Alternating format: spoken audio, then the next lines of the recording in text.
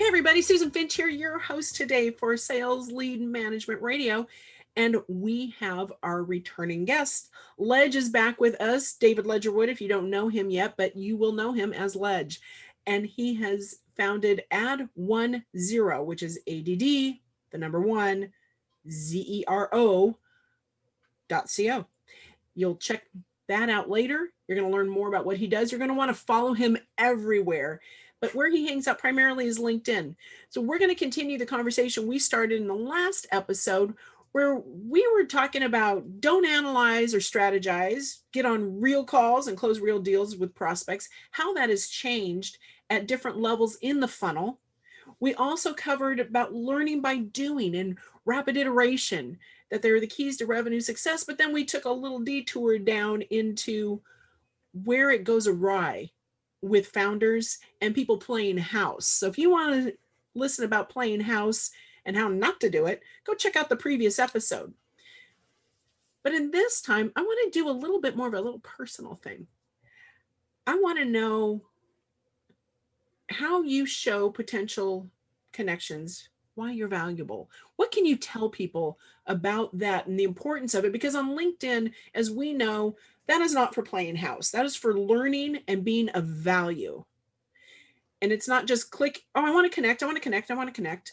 We have to go beyond that. And it doesn't, I have so many people that will ask me, they'll say, oh, I don't have a paid LinkedIn account. It's like, I get that. It's expensive and I get it. And personally, I don't have one either.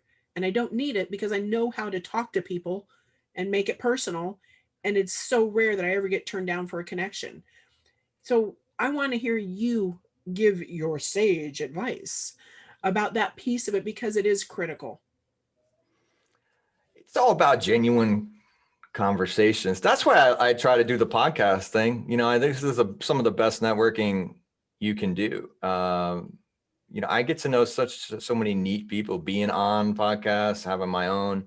And, I guess I just look for opportunities to have real conversations with people. If you know what you do is valuable, it's sort of like telling is selling. So just have conversations. Like all I need people to know is, oh, Ledge is that guy. He works, I think he helps people with sales. Now that's like a really bad pitch, but if sales comes up, then I want to know about having those conversations and I want to give away free advice to help people, so that's how this business started. Was I got outreach from people like say, well, you've been successful. You've sold millions of dollars of stuff, which is funny when people start telling you that you're successful because you're still like a regular person. You don't really think about like, oh, I've been successful. You're just trying to pay the bills, right? But yeah, put yourself out there and just sort of say, yeah, sure, I'll do a call with you. And I started doing that. And a couple of our original like longest term clients just came from getting on the phone and giving free advice. And then they would ask more questions. And then I give a little bit more advice and they ask more questions. And I say, this is interesting because you really need a lot of stuff. And I was thinking about starting my own company. So, do you want to be a client of that? And that happened a couple of times, enough times to start paying the bills. I guess I just had ultimately had the confidence level to just keep talking, and people kept giving me good feedback and saying, hey, wow, that's smart. Or, some people, I think maybe they're drunk, I don't know, but some people say I'm brilliant. And, I'm just like, what? You're a thought leader, or can you help with this and that? And it's just weird, like putting it out into the universe kind of comes back. I don't know if that makes sense, but it's that weird turning point where people start to tell you that what you're saying like matters to them. And so I guess you need to talk and you just need to put it out there, and you do need to comment. And I guess I would advise anybody that you have unique skills, you have unique things perspectives. And when you comment, don't try to be contrived on it, just have legitimate conversations. And it turns out a lot of the stuff, in fact, almost all the stuff you take for granted is probably your special sauce. That's why you take it for granted, right? That it is your special thing. So it seems easy to you. And so look at the stuff you think is common sense for businesses. Right. That's probably what you should be selling. If you're a consultant or whatever, or find a service all the stuff that I thought was just the brain dead easy stuff that people should be doing anyway is the stuff they aren't doing. And it turns out it's the special viewpoint that we can bring to the table and do for them and get paid money. So I don't know. It's just like, I want to say like, oh, that was so brilliant, you know, and I saw the future and I planned it. And that's not really what happened. I just kind of did what I knew made sense and what had worked for me. And it turns out it works for other people too. It's an interesting process to go through, as you were saying, to find your secret sauce and to identify it. And I truly believe most people do take it for granted. I know I did for a long time. But what I did learn to do was hone it down for everything that I do to come down to like 3 or 4 words. Mm-hmm. And everything I do comes back to that. And if it Yeah. doesn't, I'm not happy and I'm not successful. So what's an example for your 3 or 4 words, like for your work? Mine is create, Mm-hmm. inspire, advocate, and I throw in ignite because I like pushing out, making it happen. And then you want to light it on fire. I do. And I love in Yeah. advocating. Also, I roll in teaching because I love to teach and help my clients. Sometimes I help them so well, they don't need me anymore. And that's Yeah. a sad day. But it feels good though when they say, because of what you taught me. It's good, right? The baby bird leaves the nest, right? Exactly. It's like, I'm so happy for your success. And if Yeah. you get stuck and overwhelmed, you know you can come back and you know I'm here. And I've even Mm-hmm. had people that work for me that I have a niece that took off and she started working for a larger company, but she couldn't have done it without the experience with me. Or, you Right. know, some of these experiences, like, oh, it's so cool when you help people find their sweet spots, their special sauce, and they Yeah. take that and everything they do, they said that was their best advice, was knowing what they loved doing, what they didn't like doing, and what they needed to do in order to breathe in a day. Yeah, I can resonate with the feeling. You know, clients will come back and say, you know, you quadrupled the size of our business in a year. There's $1 million in their bottom line that wasn't there before. And our little slice of whatever made that happen. And I just think that's neat, you know. So when we think on the vision side, we think, you know, I've been the founder that couldn't pay payroll and had to call friends to help me hit payroll on Friday. And like, I don't want anybody ever to have to do that. So like our vision is sort of like, hey, anybody we work with, you're never going to have to worry about cash flow again. And our 4 values are, I bet I'll screw this up just trying to say this, but it's revenue first.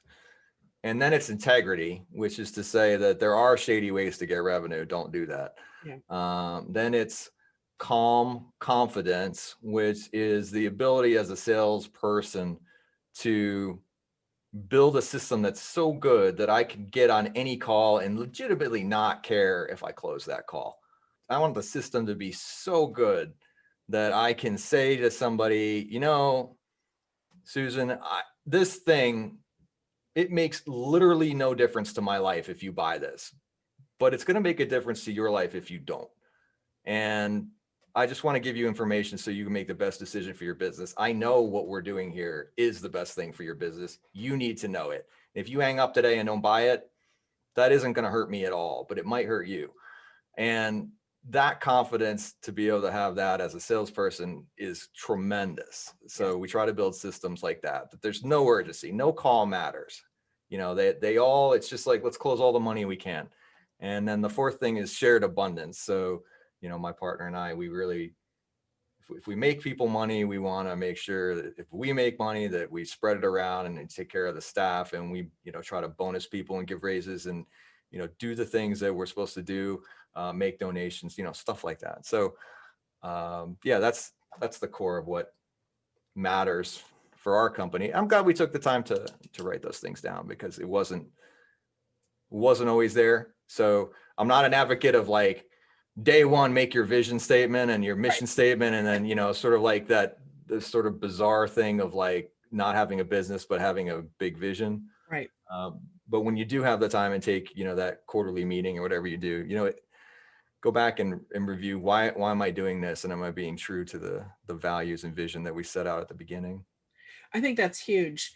And it's also, it's a great checkpoint say, okay, we're succeeding more than we had been. Why? Mm-hmm. Or we are not, and why? And checking back to those core values and saying, okay, we've strayed Mm-hmm. or we've nailed it. And usually that's the pattern. If everybody on the team, and maybe just two of you, maybe it's the founder and the CMO are like, yeah, we're on board, we're on board. And the rest of the team's like, Mm-hmm. what are you talking about? No, this is what I'm doing. And it doesn't even align with the rest of the other, 3 or 4 items. Right. And sometimes they need a reminder. If they are new, they need to have that welcoming, that onboarding sense of why this is important.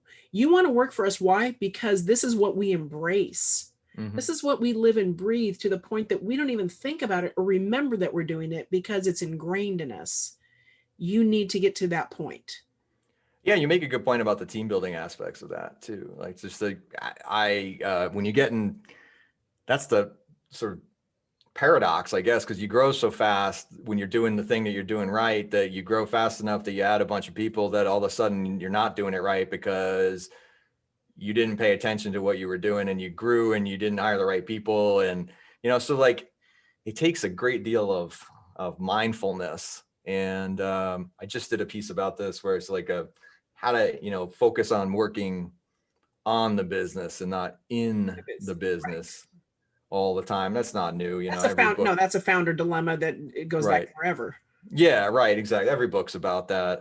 But man, it's easy to, even knowing that and having read, every startup book, it's so easy to just kind of wake up 2 or 3 months later and just be like, what are we doing? I mean, I'm on client calls all day long. I don't even know what my staff is up to, and it's easy to fall into that. So hyper vigilance to what you don't know is going on in your own enterprise, I think, is an important trait too.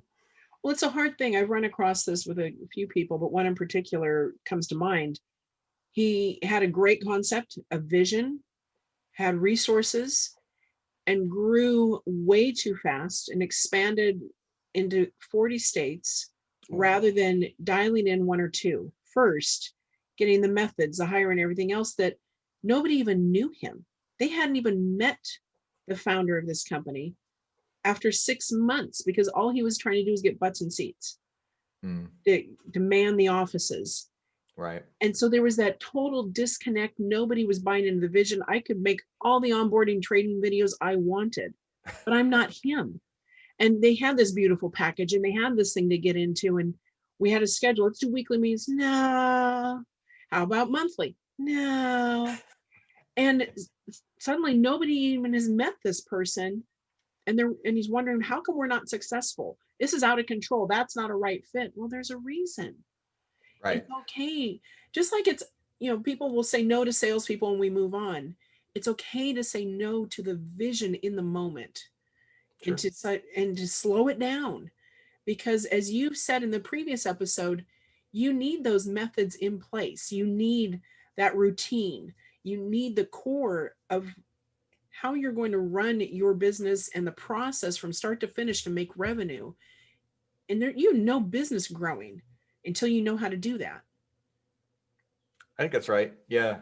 Slow down and speed up is absolutely right. I mean, you just have this innate sense, like if you feel off kilter, something is definitely wrong. You might not know what it is, but like Right. sort of like pay attention to that feeling, like this sucks. like and and don't ever get to the point, I've done this, where you're like, you don't even want to get out of bed in the morning to go to your own company because you hate it. Oh, And you're just like, dude, I built this. Like I literally built my own prison. This is horrible. And don't do that. Like just pay attention to, like, I think everybody has the instincts of, what is it, like the Navy SEALs, I think, slow is smooth, smooth is fast. right. And if this is not a process that you can hand off to somebody and have it flawlessly executed, then you're not ready yet. Don't grow. I just did another video about that. Like, do not take on clients that are 10 times the size. Like if it kills your company if a whale walks in the door and you get that like sort of bluebird deal where it's like 10 times as big and like, wow, yeah, we're ready to go and we're going to make all this money. It still takes 10 times as work. It's 10 times as much accountability, systems, processes, anything, you don't have it. You can't do that. You just made a bet the company move, and you're probably going to fail and lose the clients that actually were paying the bills. And that's the piece too. It's growth is great, but do not forget the best revenue you have is continued revenue. Yeah. From those existing clients, keeping them happy, helping them review and grow at a nice pace and encouraging them. I think that gets forgotten because we love shiny. And it gets so exciting when it's like, oh my gosh, I'm going to get this client. Everybody's even heard of this client. Everybody's so excited that I might get this client. And here I am. But my other folks, I'm leaving money on the table. And if I'm leaving money on the table, I'm also leaving them unhappy. Yeah. Because I cannot service them properly. And the only time I've ever had that dread of waking up, for me, it all came down to one client. And I had to fire the client. Yeah. Oh, that definitely happens. You pay attention to the people, like when your phone rings and you see their name pop up, you go, oh, Yes. because like that's the one that you need to get rid of. And Yep. you always have one. It's almost like the Jack Welch, sort of fire the bottom 20% maybe kind of thing. Yep. But it always happens that you're just like, oh, why do we even have that? And why you took the money, because you needed it to, grow and it was stable. But ultimately, you're just like, this is a horrible fit. And it chews up a lot of resources, and it chews up your energy, and you're not happy about it. I feel the same way about offers that don't sell. If I go on a dry spell and I start to think, gosh, I haven't closed anything in a month, like what's going on? And I really look at it and say, it's because this offer sucks. We're not doing the right thing, and we should configure our products and our offering differently. And so if anything, it's that I learned to like actually pay attention to those instincts, because they're probably right. And it might hurt in the short term, but do it. Like just listen, because instincts, I think, are just chemical reactions in your brain. They're saying, I know I've seen this before, but I can't think of exactly what it is. Back to the pattern recognition. Yeah, it is. It really, really is. And pay attention to that, I think, is the biggest lesson. You do know the answer. You might not be able to put your finger on it, but like if you're in tune with how you feel about it, you probably can make a gut decision. It's not really a gut. It's just a pattern that you can't identify, but you saw before. You bring back a memory for me. My mom had Alzheimer's. And I remember as she was, trudging along and she was still living on her own, we had to help her and stuff for her. She was angry with her friend. And she didn't have a lot of friends. She had like 5. And she didn't know what it was. But she said, I am so mad at her. I said, why? She says, I don't know, but she did something bad. And I can tell, but I don't remember what it was. But her, even at that point in her life with her mental capacity, it was that same thing. She recognized the pattern, and that it turned out her friend ran over her foot and didn't tell us. She didn't tell 6 kids. She didn't tell any of us. And oh my goodness. And so I went and saw my mom and said, why is your foot? That is a destructive pattern. If people are running your feet over. I know. Yeah. And so I was wondering why my mom's foot was swollen. And then oh my goodness. And that's why she was mad at Dorothy. Well, that's the client you should fire. Yes, even if you don't remember. Yeah. Yeah. I get it. Yeah. It is a wonderful metaphor, and it is absolutely correct that you will have a sense that, my foot hurts and I'm not sure why, but don't ignore it. Don't ignore it. Somebody probably ran it over. I think we've gone full circle on that one. I think we have. And it brings us back to reviewing what fits and what doesn't fit.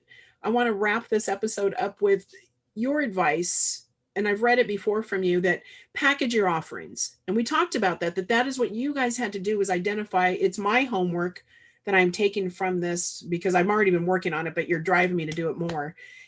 Because doing those packages, it gives you power over your pricing. It gives you power over the bundling. It gives you power over what you're presenting up front to actually weed out who's not a fit. Mm-hmm. Before they even bother contacting you. You don't have to have that uncomfortable conversation saying, "Ooh, this isn't a fit. Thanks for calling, but this really isn't a fit." That's right.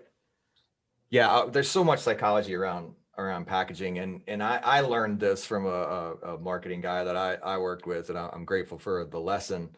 At first I didn't get it, but man, when you put your stuff into those buckets and you name that thing, you would be shocked at the power you give to the collection of things that you know is right. And the opposite to it, like, so people initially, when you're going for too much revenue or sort of chasing and to take whatever you can do, the telltale sign of that is, well, we customize every deal for each client because we care so much. That's not true. That is like very transparent, that at least to us in the sales industry, maybe, that, you know, what you're really saying is you'll take any revenue and you're desperate to lose, you know, like you're afraid to say what you do is valuable. Right. So when I lock down a package, I am going to tell people, you cannot cross out line items on this without my permission. You're buying this thing. Because you know that Because works. this combination of stuff is that we're going to do, and you're going to follow it or don't. And if you don't want to follow it, don't come in.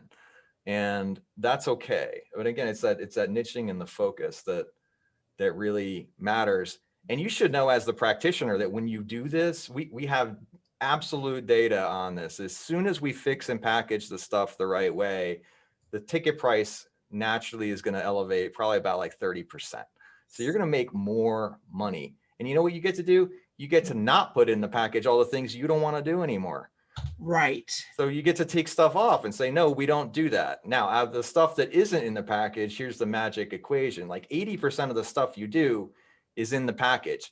That way you have a name for it, and your operating people can sort of say, package B has been sold. Package B always contains these things.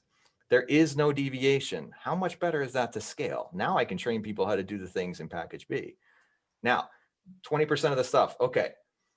You got an extra 10% of stuff that is what I call the add-on menu. You're like a la carte. So it might be things you like to do, sort of, or things that add a little bit extra value, a little bit more of this, a little bit more of that. It's just like on a restaurant menu.